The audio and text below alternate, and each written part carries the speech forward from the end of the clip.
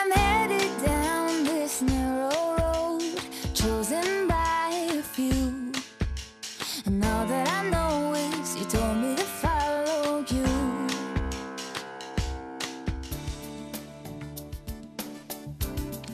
Olá, boa tarde. No programa de hoje vamos falar sobre pneumonia e suas causas.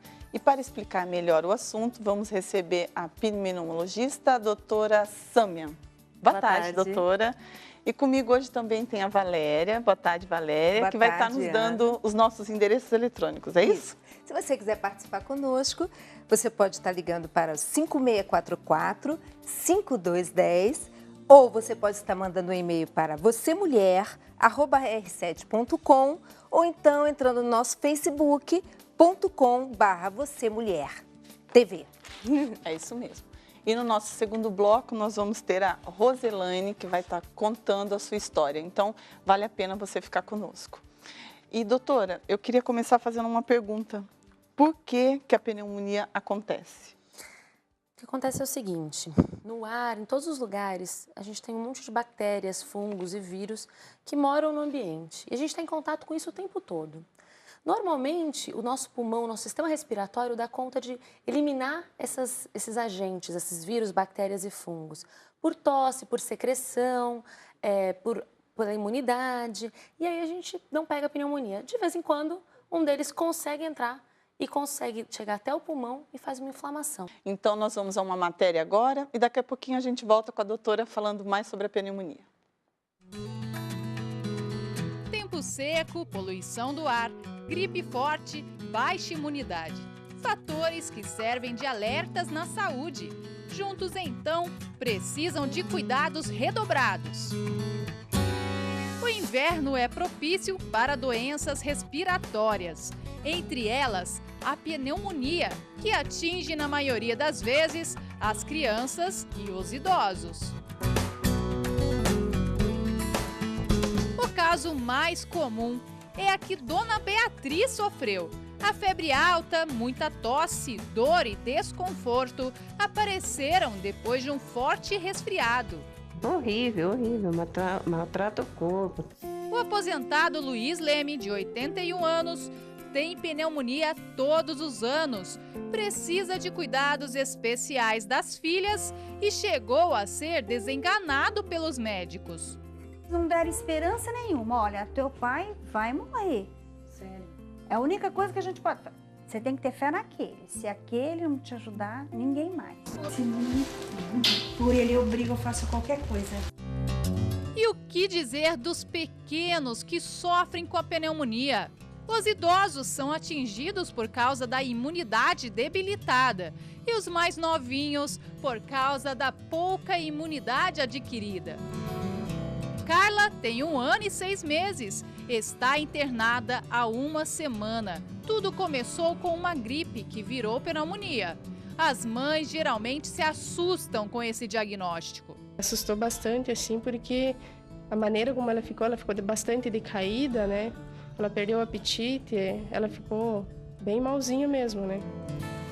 Tainá, de 3 anos, também passa por isso. O problema apareceu após uma simples mudança de tempo. E ela começou a ter febre alta. Assim, aparentemente não parecia ser uma pneumonia, né? Mas se agravou, tá nesse caso. O diagnóstico é fácil de se obter com exames e raio-x do tórax. E o tratamento é com antibióticos. Aparentemente é simples, mas os números relatam algo em desacordo. Um estudo da Organização Mundial da Saúde mostrou que a pneumonia mata por ano quase 1.200.000 crianças.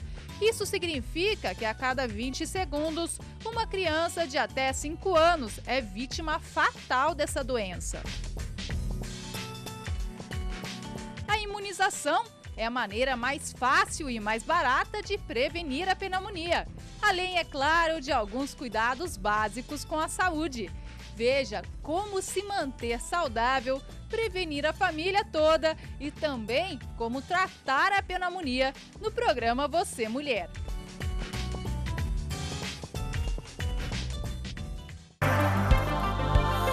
sua pergunta sobre saúde e envie para o nosso Facebook, facebook.com/vocêmulher. Um espaço para você interagir e sugerir temas. Fique ligado e participe. Doutora Sâmia, quais os sintomas da pneumonia? Bom, quem tem pneumonia costuma ter bastante tosse, falta de ar, febre, pode ter dor no peito. Esses são os principais sintomas. E como é a febre da pneumonia? A febre da pneumonia, em geral, é um pouco mais alta. Em geral, acaba chegando até 38,5, 38,8. Então, ela chama atenção por ser mais alta. Mas algumas pessoas fazem pneumonia sem ter febre. Então, você não é obrigatório ter febre para ter pneumonia. O que vai fazer alguém se preocupar em ter uma pneumonia é se está com muita tosse, mas não está passando, começou com resfriado, mas isso está piorando, a febre está durando mais do que uns 2, 3 dias, muita dor no peito, aí está na hora de procurar o médico para procurar realmente se não é uma pneumonia. E isso a gente já pode, todos esses sintomas juntos, a gente já considera uma pneumonia grave? Não, esses sintomas não. são os sintomas gerais de uma pneumonia. Pneumonias graves muitas vezes têm alteração do batimento do coração, da pressão, da respiração, da oxigenação, que não obrigatoriamente acontecem em toda a pneumonia. A maior parte das pneumonias vai ser uma pneumonia leve. Existe algum fator que facilite a pneumonia? Existe. Alguns? Alguns fatores, na verdade. Como eu falei então antes, as bactérias, os vírus, eles estão por aí. E eles vão entrar na gente por uma deficiência da nossa imunidade.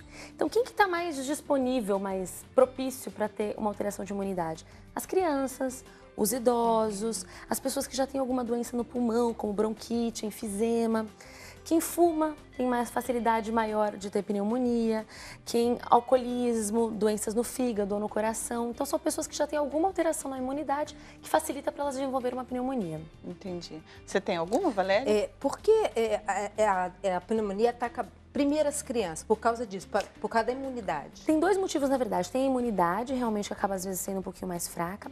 E as crianças, elas costumam ficar muito próximas umas das outras. Em escola, em creche, em casa, brincando. Ambientes fechados facilitam para vírus que causam pneumonia circularem mais entre as crianças. O principal causador de pneumonia, na verdade, nas crianças é vírus e não bactérias como nos adultos. Então, também tem esse fator importante. Deixa eu perguntar, você estava falando por ser com crianças, né? É só relacionado à imunidade mesmo? A imunidade é essa facilidade que você tem de ter um contágio mais próximo de vírus, porque criança convive muito mais proximidade. A gente ouve falar disso, né? Uma criança na creche está doente, todas vão ficar doentes. Uma começa a ficar resfriada, todas ficam resfriadas. Os mesmos vírus que causam resfriados, para algumas crianças podem causar pneumonia. A gente tem uma pergunta, né, Valéria, que a gente estava conversando no intervalo sobre pneumonia dupla. Pneumonia dupla. Pneumonia dupla, na verdade, é um termo que as pessoas usam para dizer que é uma pneumonia que acomete os dois pulmões. Só isso. Quer dizer que ela é mais grave obrigatoriamente por causa disso? Não. Depende, na verdade, da extensão dela e da imunidade da pessoa. Uma pessoa mais idosa, por exemplo, mesmo sendo uma pneumonia pequenininha, pode ser uma pneumonia mais grave. Falando de pneumonia pequenininha, eu me lembrei dessa expressão, que tem pessoas que usam essa expressão. A pessoa que tem início de pneumonia. O princípio de pneumonia ou início de pneumonia. Na verdade, uma vez instalada a pneumonia, ela é uma pneumonia, tá? O que muitas vezes as pessoas usam esse termo princípio de pneumonia para dizer uma pneumonia que é mais simples, que é mais leve. Mas, na verdade, ou é pneumonia ou não é pneumonia. Não tem princípio. Não tem princípio. Não tem início. Ela tem princípio, meio e fim, mas a gente não consegue ver isso quando a gente está avaliando o paciente. Porque dá pra a gente, estudando um pouquinho, deu para ver que ela é fácil confundida também, né? Sim. Pelos sintomas, os sintomas são muito parecidos, dela, né? Com sinusite, com gripe mesmo. Então, na dúvida, tem que procurar um médico para fazer mais exames para ver se realmente é uma pneumonia. E eu estava pensando aqui, tem gente que fala que o ar-condicionado piora isso. No nosso caso aqui, todo mundo, a gente trabalha o dia todo no ar-condicionado. Ele é inimigo, é vilão mesmo ou não? Ele não é um vilão, mas ele não é um grande amigo também. Não é um amigo de todo dia. Lembra da história que eu falei da criança na creche? Então, quando a gente está no ar-condicionado, todas as janelas, todas as portas estão fechadas. Então, uma pessoa doente numa sala com ar-condicionado tem uma facilidade maior de você transmitir para as outras pessoas. Então, por isso, ele pode ser um potencial vilão. Tem um segundo fator. O ar-condicionado, ele traz um ar que é ressecado e esse ar pode irritar as vias aéreas, pode causar rinite, sinusite, bronquite, que não necessariamente tem a ver com a pneumonia. E terceiro, as pessoas não têm o hábito, normalmente, de fazer a limpeza adequada do ar-condicionado, que tem que ser feito, em geral, cada pelo menos 6 meses. Então, acumulam fungos e bactérias ali que acabam facilitando as infecções. E essa limpeza, a gente sabe que não é... a gente faz em casa, né? Então, a gente sabe que não é só tirar aquela gradinha ali. É uma limpeza mesmo, né? E todo mundo vai passando, vai esquecendo. E no na mínimo, a correria, cada né? 6 meses, a gente tem que fazer isso. E a gente conversando aqui viu que o diagnóstico ele é bem parecido com os outros. Para o médico, ele é fácil de ser identificado, a pneumonia em si? Sim, sim. Se for uma pneumonia mais grave, tem alguns fatores, como eu falei, do batimento do coração, da pressão, que são bem nítidos pra gente, que ficam fáceis de diagnosticar. Mas sendo uma pneumonia mais leve, mesmo assim, muitas vezes na ausculta do pulmão, a gente já consegue ouvir barulhos diferentes, são barulhos de uma pneumonia. E a gente faz exames para complementarem, para ajudarem a gente no diagnóstico. O principal deles é o raio-x. Tá? Mas exames de sangue também podem ajudar, exames de escarro, para a gente tirar a dúvida quando fica. E a pneumonia pode matar. Pode matar. O número que apareceu aí no vídeo é um número grande da mortalidade por pneumonia. Mas, na verdade, em relação a todas as pneumonias que tem no país, é menos que 1%. Pneumonia é uma doença muito frequente. Menos que 1% mata. Mas como é uma doença muito frequente, acaba matando mais gente do que a gente gostaria. Principal precaução para ela não matar é pegar antes que ela se torne grave. Antes que ela comece a ter muita falta de ar, que a oxigenação mude, que o batimento do coração mude. Então, na dúvida, sempre procurar um médico para uma avaliação. E a pneumonia, ela deve ser, a gente consegue tratar no ambulatório mesmo, cuidar em casa? A grande maioria das vezes, a gente vai tomar um antibiótico em casa, tranquilo, fazer um segmento com o médico e vai ficar ótimo. E a gente sabe que a aproximação pode ser contaminada. Em casa, qual os cuidados que essa pessoa pode...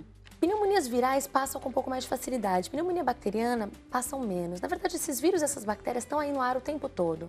Foi uma deficiência da imunidade daquela pessoa que fez com que ela pegasse pneumonia.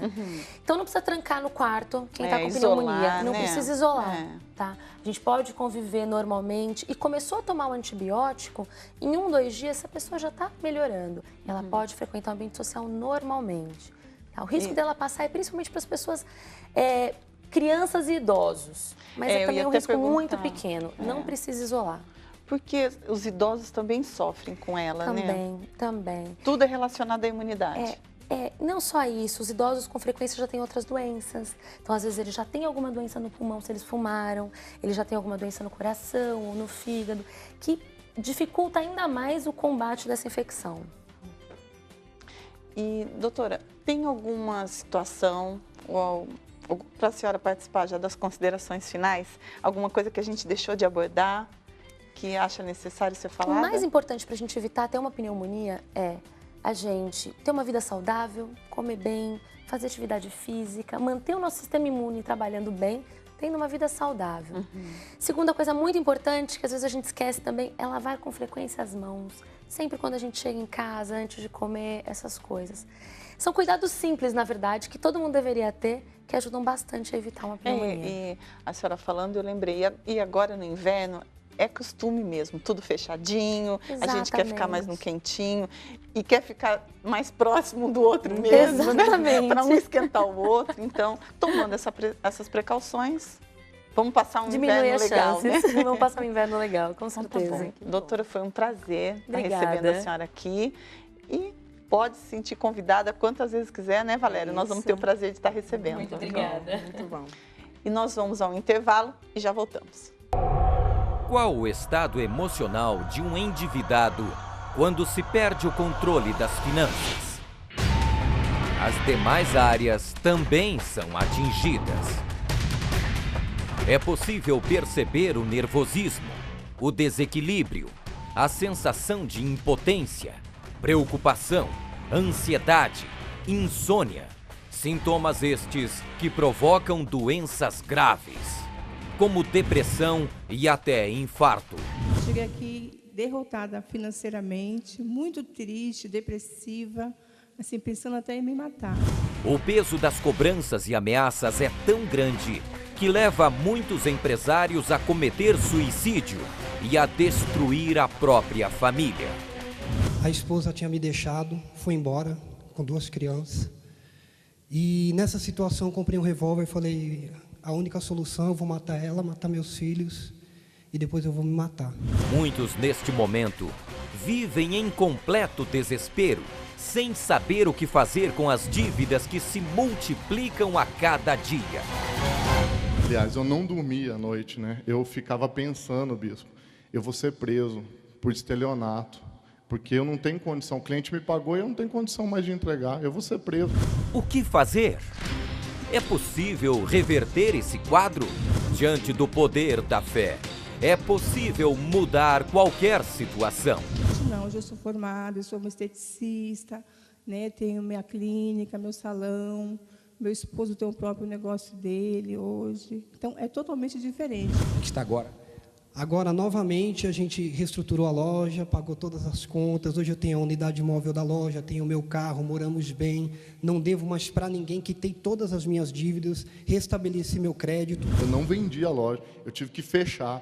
Eu fechei a loja, porém eu fechei e abri uma fábrica. A partir da corrente, eu tive a ideia de parar de pensar no pior e pensar na solução.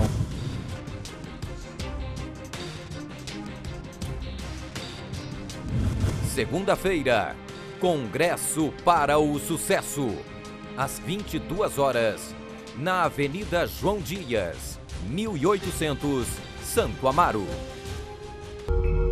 Eu vivia assim, vendo brigas, né? Na minha casa, muita briga, meu pai e minha mãe não se entendiam. Até que quando eu estava entrando na adolescência, com 13 anos, meus pais se separaram.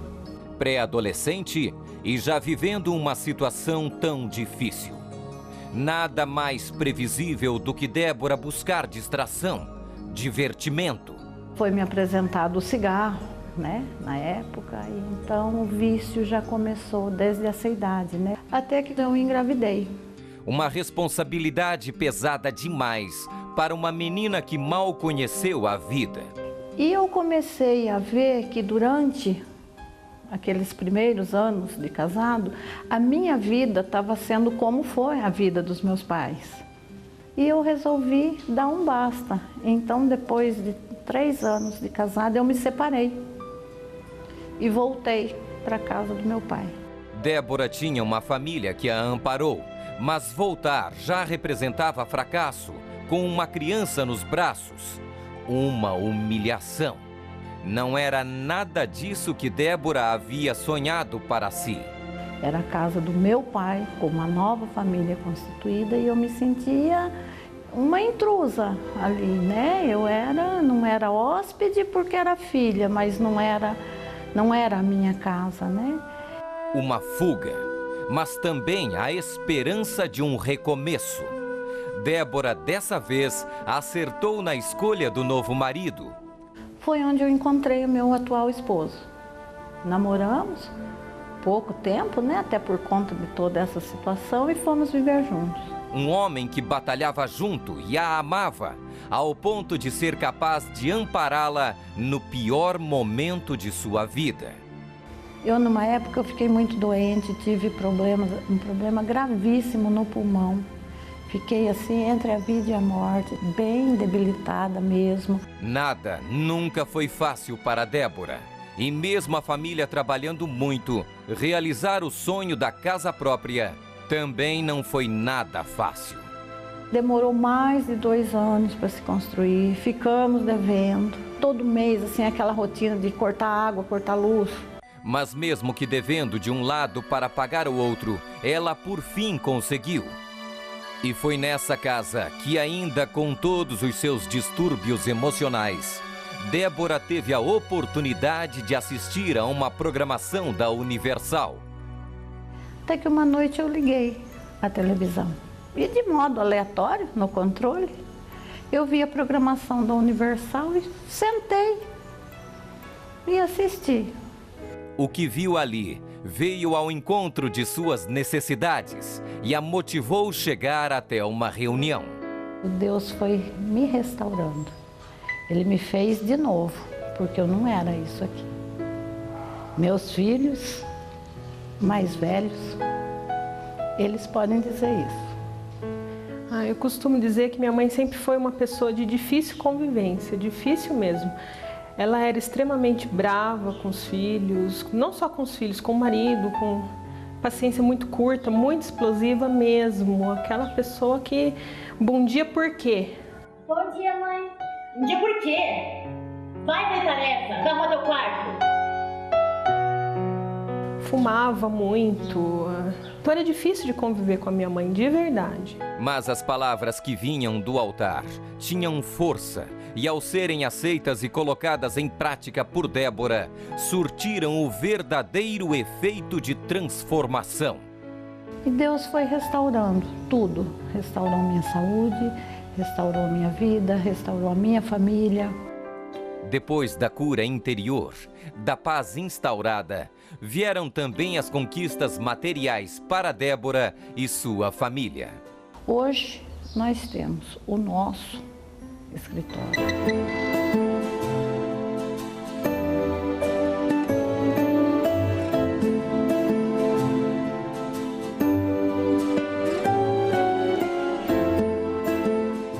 Essa casa aqui que nós moramos foi adquirida assim também, é uma coisa assim, um presente de Deus mesmo.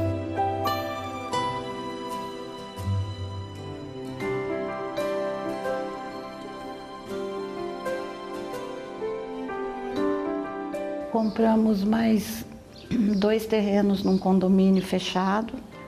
Estamos terminando a casa do filho mais velho nesse condomínio. Já vamos começar a da filha e o outro filho que é casado também, compramos uma casa para ele.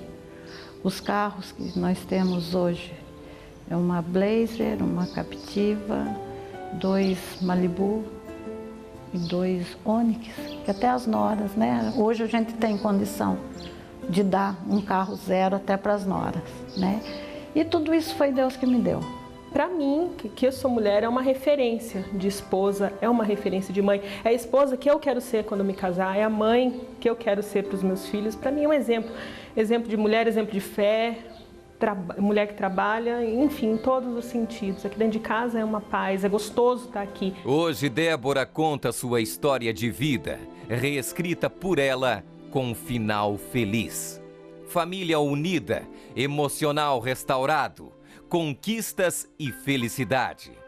Tudo isso alcançado por meio da fé que aprendeu a usar, seguindo os ensinamentos recebidos na Universal. Passei muita dificuldade em todos os sentidos, sempre, mas perseverando, lutando. E eu creio que Deus ainda quer acrescentar muito mais na minha vida. Hoje, isso que eu faço de chegar e falar me deixa muito feliz de poder contar e que sirva de estímulo para muita gente também, porque Deus é fiel. Você pode mandar a sua dúvida sobre diversos assuntos, pedir orientação ou fazer um desabafo. Envie seu e-mail vocemulher@r7.com.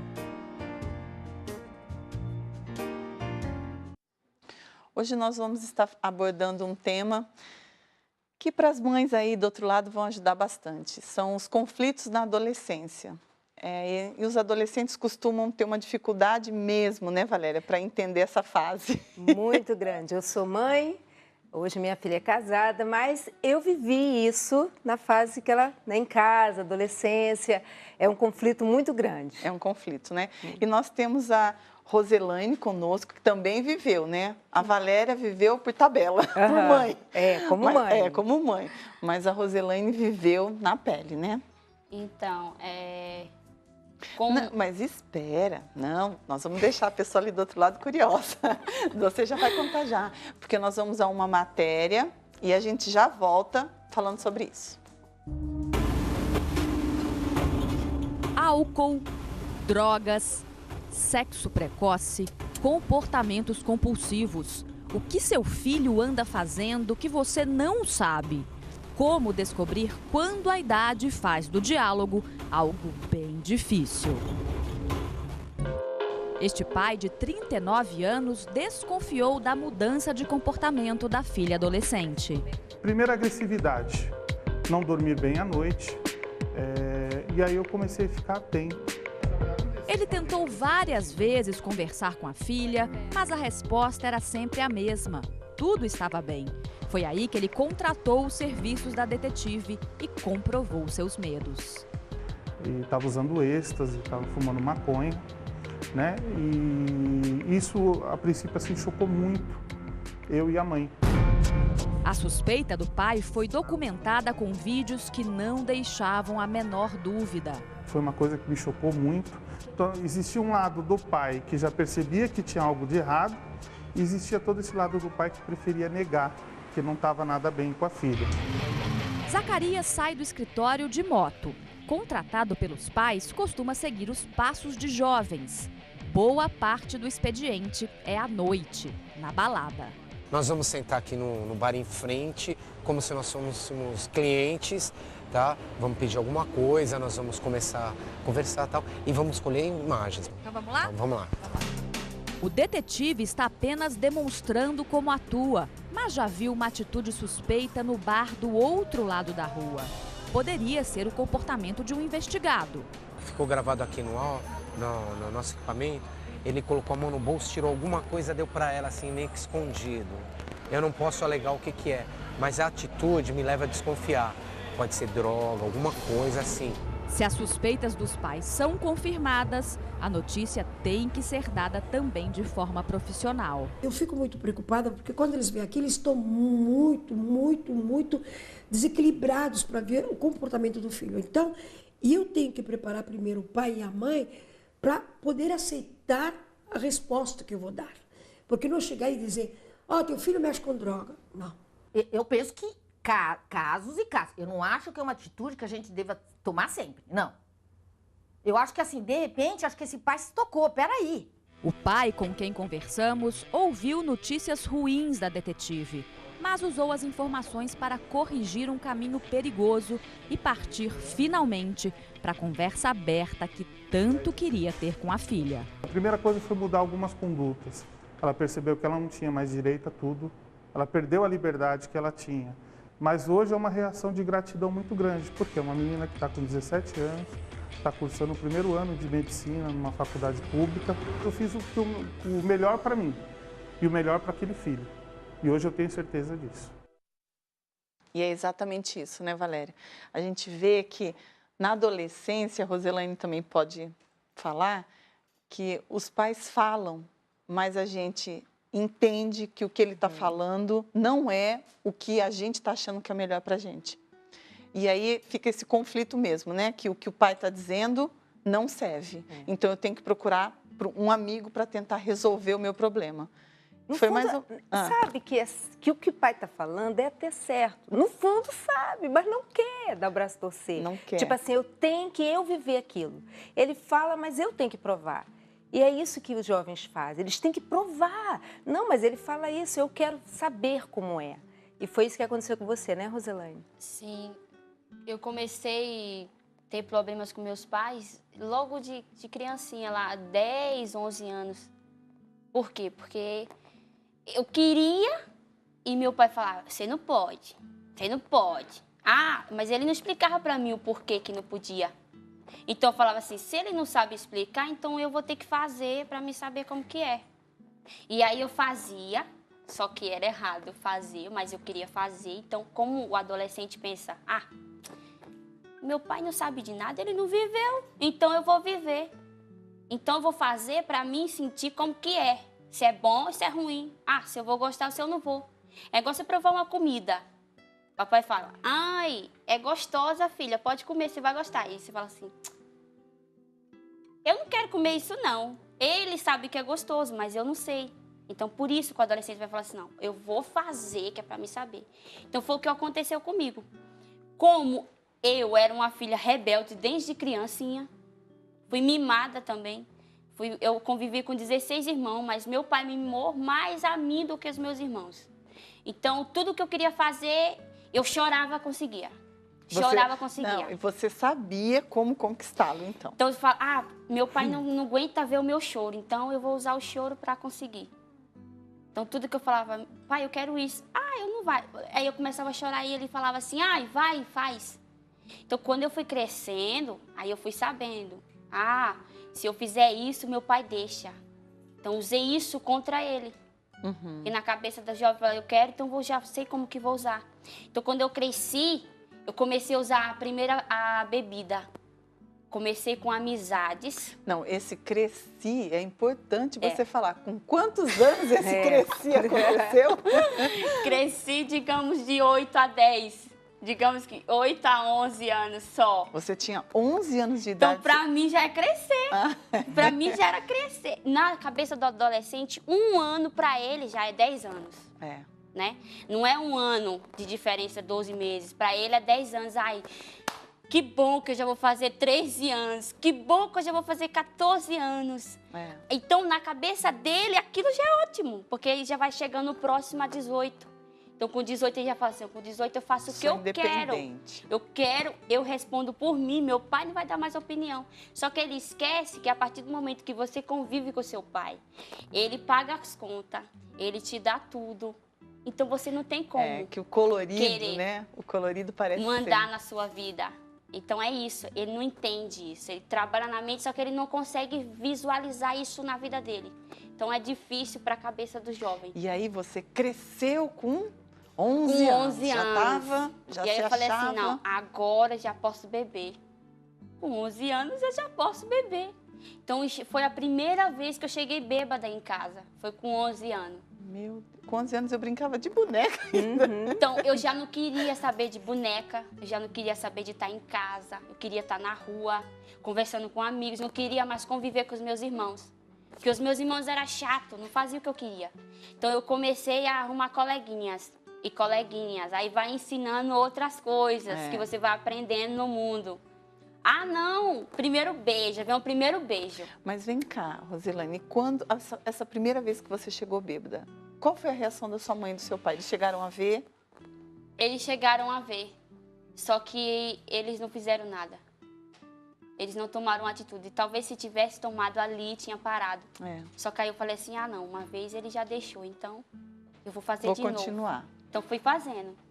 Aí não chegava bêbada, eu chegava tonta. Só que aí eu sentava quietinha, fingia que estava tudo bem e eles não percebiam. Só que no fundo, eles sabiam que eu estava.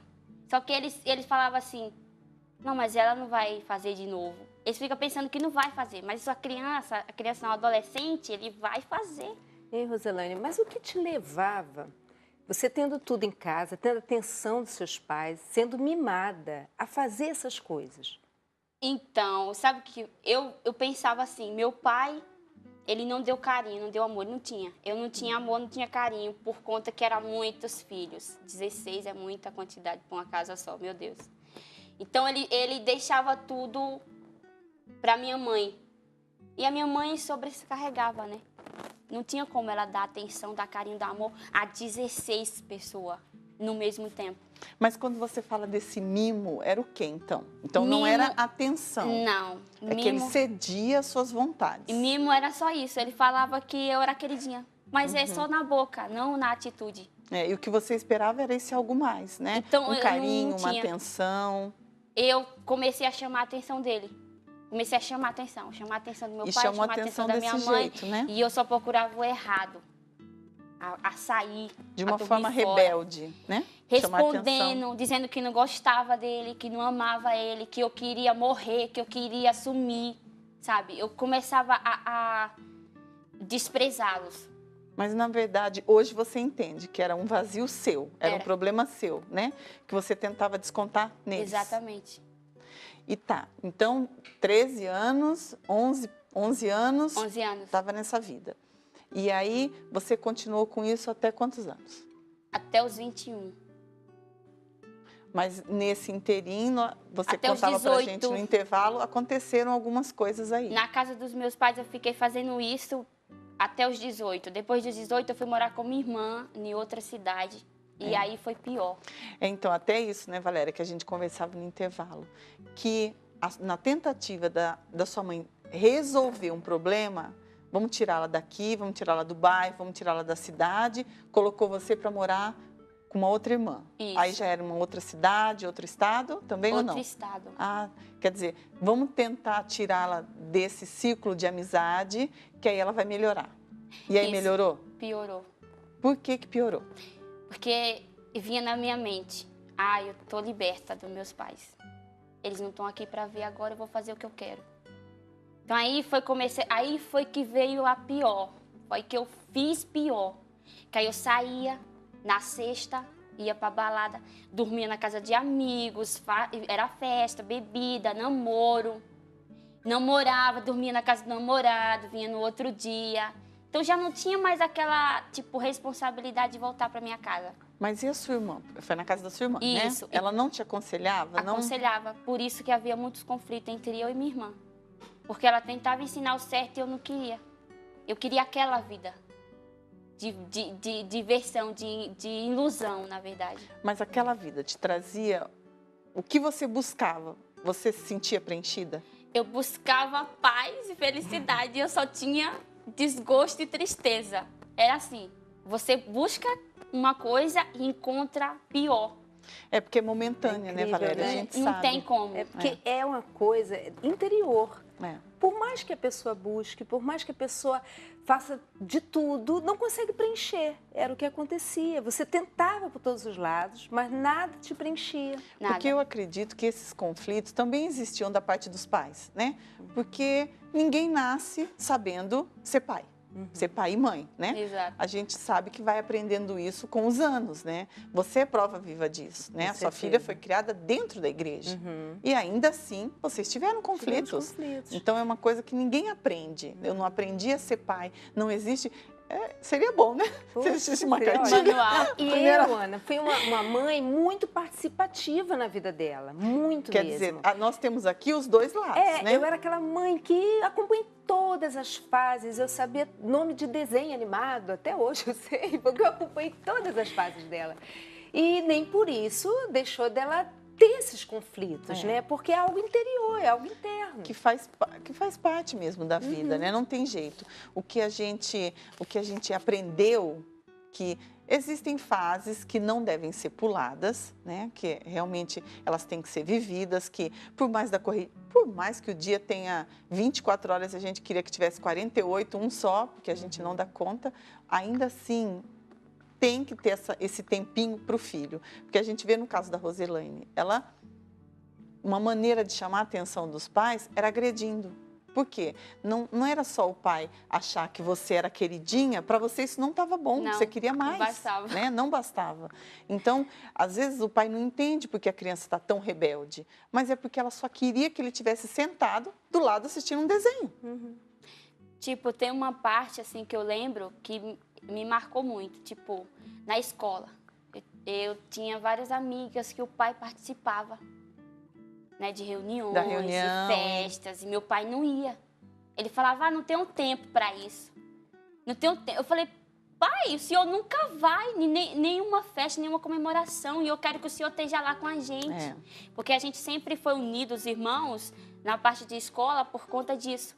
Que os meus pais não iam, eles iam. Então, eles substituíam suprir, né? a necessidade do pai e a mãe, só que não funciona na prática. Não tem jeito, né? Não existe. E a gente vê, são coisas, olha, que hoje você está com quantos anos? Estou com 24. Então, aconteceu há anos atrás, mas você vê, fica gravado na memória, não tem jeito, né? São coisas que os pais não podem atropelar. Então, o fato da Valéria, tá todo dia ali, eu tenho certeza que isso na vida dela hoje são lembranças boas, né? São coisas que ela olha e fala assim, poxa, minha mãe estava lá. Né? E é uma coisa que eu até tinha te falado, né? Que ela trouxe para o casamento dela muita coisa que ela aprendeu em casa, porque hoje ela é casada, né? E ela trouxe, né? Levou para o casamento dela isso que ela aprendeu comigo lá em casa. Mas nos momentos que eu ensinava, ela dizia, não, mas isso é com a senhora, eu não vou passar por isso não, sabe? Não tem jeito. Tipo assim, não quer, nunca aceita, achando que isso não faz parte da vida dela. Eu dizia, não, filha, aprenda que isso vai servir para você, é assim que é o certo. Então, assim, às vezes o jovem, ele ele sabe o que a mãe está falando é o certo, é o melhor para a vida dele. Mas ele não dá ouvido, mas ele fica ali gravadinho na cabeça dele. Por isso a importância dos pais dar um bom testemunho, ser um referencial para o filho.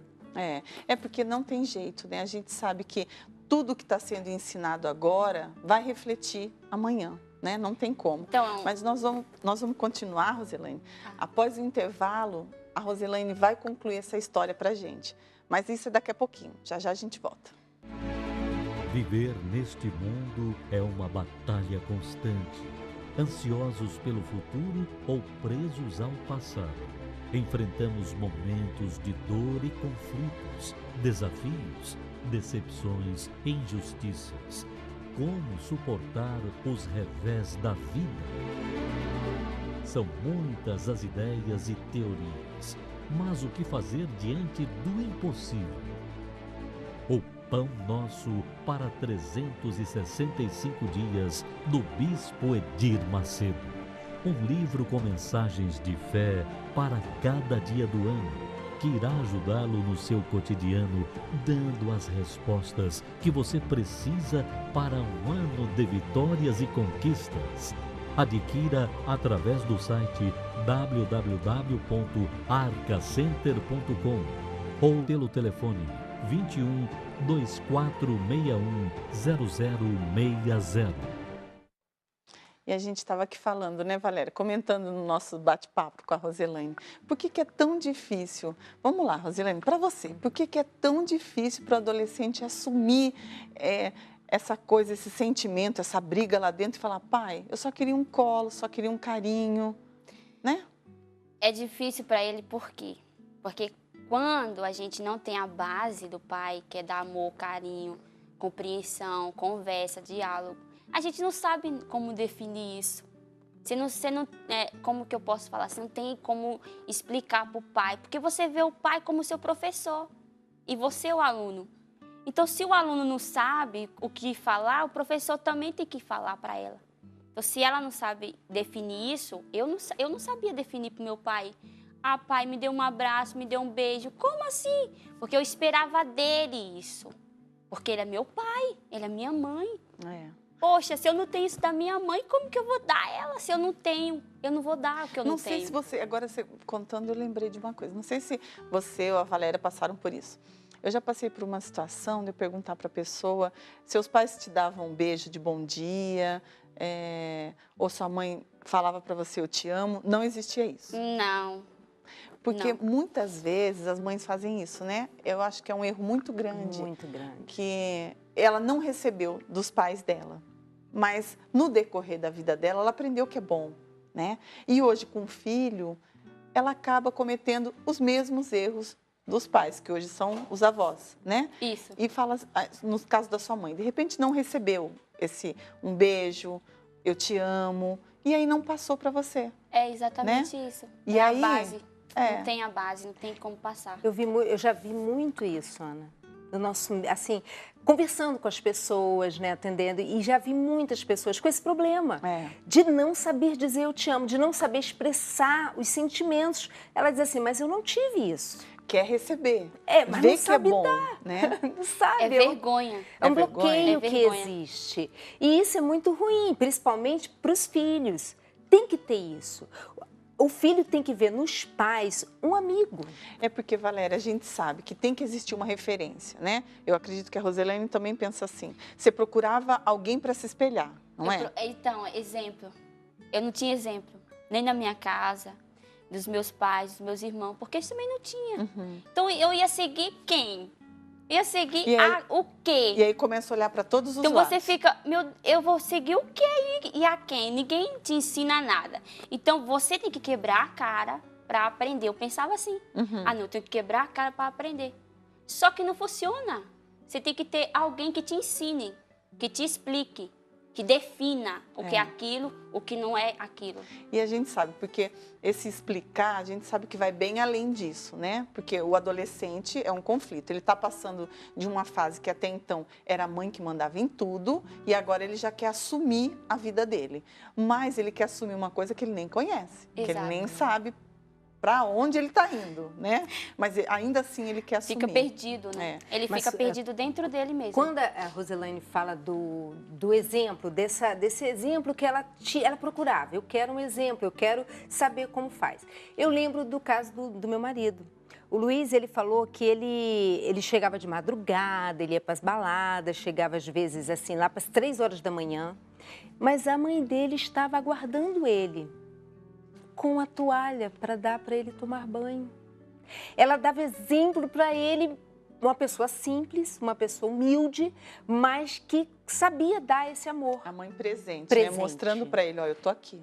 E sem cobrar, sem ficar ali no pé dele. Por que você está chegando nessa hora? E ele sempre conta isso pra gente, né? Que ele fala assim, que ele sempre esteve perto de fazer uma coisa errada. Tipo, se drogar, enfim, os amigos. E ele não fazia porque ele lembrava dela. Vinha na cabeça dele assim, minha mãe não merece isso. Por mais que ele tivesse vontade de fazer o que era errado, mas por conta de lembrar da mãe, ele não fazia. Olha a importância desse referencial que os pais têm que ser. Porque pai, mãe, ainda que seu filho não te dê ouvido, mas ele vai estar te ouvindo. Ele não faz o que é certo, mas ele vai. No fundo, ele sabe que você quer o bem dele. Então, não desista do seu filho. Não diga assim, ele não aprende, eu vou deixar para lá. Não faça isso. Dê exemplo. Seja esse referencial. E isso, às vezes, Ana, cansa. Não é uma coisa fácil de fazer. Porque você vê, porque é diariamente, É diário. A mãe dele ficava ali de madrugada. Ela no outro dia tinha que trabalhar, tinha que fazer tudo, mas ela ficava aguardando ele e sem reclamar. Mas é que ali, né, Valéria, a gente vê que ela estava plantando uma sementinha, que ela sabia o que ela estava fazendo, né? Porque a gente vê, até hoje ele lembra disso. Até hoje. Garanto que ele praticou isso com a filha de vocês, com né? Ele viu o quanto foi bom essa presença dela ali, todas as vezes. Porque nada mais que justo da parte tanto dela quanto dele. Ele estava chegando uma hora que não é normal da casa estar acordada, né? E a mãe, por ter o outro dia dela, os afazeres, né? Então, ela poderia se dar o luxo também. Deixa para lá. Peraí, ele está plantando isso, então é o que ele escolheu. Mas ainda assim, é a boa parte que a gente fala, né? Da pessoa escolher. Teve um momento que você escolheu essa boa parte? Roselaine, vamos lá? Teve, graças a Deus, teve esse momento, né? O meu fundo de poço foi os 3 anos, dos 18 até os 21, que eu tentei ser feliz na vida sentimental. Tentei buscar amor, carinho com alguém. E eu não achei. Eu achei... Quer dizer, aquela carência de casa, Exato. Você levou por toda a sua vida, até os 18 anos. Levei. E tentei buscar nenhuma pessoa, só que aí foi pior. Porque quando eu tive a decepção amorosa, aí foi que deu a depressão em mim. Aí eu só chorava, não queria comer, emagreci, não tinha mais ânimo para sair de casa. Porque você achou que aquela pessoa ia suprir todas... Só que não supriu, né? Então, aí o que aconteceu? Aí eu mudei de cidade, mudei de outro estado. Você foi para outro estado. Falei assim, não, chega, cansei, não quero mais essa vida. Eu vou embora, vou procurar outra coisa melhor para mim, porque essa tá me destruindo a cada dia. Porque na sua cabeça, você saindo do seu ambiente... Eu ia melhorar. A sua vida ia mudar. Isso. Ia começar outra vida. Aí você fala assim, eu vou sair daqui porque isso é tudo apagado na minha mente. Só que não funciona assim. Tudo que você passa, tudo, exatamente tudo, você não esquece. Você aprende a conviver com aquilo, porque aquilo não vai mais ser o seu referencial. Mas aquilo vai conviver na sua mente para sempre, não vai sair. Não existe, eu falo para qualquer jovem, não faça nada que vá se arrepender. Porque você não vai esquecer. Aquilo vai ficar marcado dentro de você, é como se fosse um corte. Ele fecha, mas a cicatriz fica. Então a cicatriz que eu falo é dentro. Então é coisas que você faz na hora da raiva, na hora de chamar a atenção dos pais, mas é coisas que vai ficar dentro. E não vai sair. Cicatrizes essas que hoje você sabe que tiveram curas. Exato. Né? Então, aí o que acontece? Quando você fala, então, meu Deus, agora eu vou ter que procurar alguma coisa que vá tirar isso dentro de mim. Porque acaba ficando mágoa, raiva, ódio, desejo de tudo. Desejo de suicídio, de morte, de matar alguém. E isso vai ficando dentro de você. E aquilo vai explodir um dia. Então, você sentiu tudo isso por essa decepção amorosa. Exatamente. E aí foi onde eu acordei. eu agradeço porque aconteceu, porque foi aonde eu acordei. Eu falo, não, agora eu vou ter que buscar algo mais forte, porque isso até hoje não resolveu. Então eu tive o convite. Tinha quantos anos? Agora já? 21. Nós já estava com 21. Já deu para aprender bastante, né? Bastante, sofri bastante. Foi muito doído. Foram experiências amargas, dentro, né? Então, eu tive o convite, né, do meu irmão, para conhecer a Universal, né? E eu falava, não quero, porque vou largar tudo que eu faço e eu faço o que eu quero. Então, eu falo assim, não. Aí o meu fundo de poço não foi até aí. E eu voltei a fazer. Só que aí eu voltei com a minha família junto. E o meu primo colocou... Aí você decidiu voltar para a casa dos seus pais? Não, decidi ficar, só que aqui. Ah, tá. Já estava aqui em São Já estava Paulo. em São Paulo, já, né? E eu decidi continuar a minha vidinha que eu vivia de sofrimento, né? E aí o meu primo colocou... Ainda não foi suficiente, não, 21 anos ainda. Não foi suficiente ainda. Meu primo colocou droga na bebida para me usar. Meu primo que eu convivi a minha infância toda. Então, para mim, isso foi fundo de poço. Falei, como assim? Meu primo, que para mim é meu irmão, querer me usar. Então, aquilo para mim chocou. Falar assim, não. É essa a vida que eu quero para mim, agora, né? Eu não quero mais isso. Nunca mais vai entrar um álcool na minha boca. Nunca mais, a partir de hoje. Porque eu tive que ir para o hospital, tomar soro. Meu braço ficou inchado, porque o soro não entrou no braço, não entrou na veia, entrou no braço, ficou roxo. E eu fiquei mal no outro dia. E aí eu tive que tomar uma decisão. Ou eu parava, não tinha mais escolha. E ou paravam com você, né? Ou parava ou parava, não tinha outro caminho mais. E aí eu tomei a decisão de me entregar a Jesus, né? De conhecer Jesus. Porque todo mundo falava, não, você precisa ter a paz. Ter o Espírito de Deus para te dar força, para encher esse vazio. E eu não entendi o que era vazio. Como assim vazio? Vazio dentro de mim? Como? Não existia. Então, foi aí que eu fui aprender o que era o vazio. Era tudo aquilo que eu tentei preencher dentro de mim. E aí eu só encontrei... Que você buscou em outras pessoas. E aí eu só encontrei só encontrei esse preenchimento de vazio quando eu encontrei Jesus, né? Que foi com 21 anos. Que mudou totalmente o meu interior. Aí eu comecei a entender o porquê que os meus pais não tinham tempo, não tinha como dar o que eles não tinham. Aí eu perdoei meu pai, perdoei a minha mãe, perdoei os meus irmãos e tudo aquelas pessoas que fizeram mal. No tempo da minha rebeldia, que eu carreguei o ódio através delas, então eu perdoei. Então aquilo foi tirando, foi limpando e foi mudando dentro de mim. E eu fui entendendo o que era cada palavra que eu não entendia na adolescência. Que é carinho, amor, atenção, compreensão, diálogo. Eu não sabia o significado. E aí eu fui aprendendo a cada um. Hoje eu convivo com a mesma irmã que eu convivia nos 18 anos, que era a rebeldia total. Ela pegou a fase pior. Ela pegou. Então ela pegou a fase pior e pegou a fase de mudança. E agora está desfrutando a da melhor. Então aí a gente tem hoje um diálogo. E eu convivo com a sobrinha. Hoje eu dou amor, dou carinho, dou atenção, eu brinco com a minha sobrinha. Coisas que eu não tive. E hoje eu passo para ela, hoje eu tenho que passar para ela.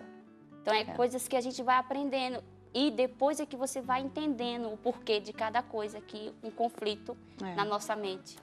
E não tem jeito, né? E para você que está em casa, de repente, tem um filho, um adolescente aí que está passando por alguns conflitos, aí eu te aconselho, busque em Deus, para você ter sabedoria para como aconselhar esse adolescente. São conflitos que você já passou na sua adolescência e que cabe sempre esse papel à mulher, porque a nós, as mulheres, foi dado o amor, o perdão, o carinho, essa paciência. Então, seja você o referencial para sua filha, para o seu filho, e isso a gente sabe que só a fé nos dá. Tá?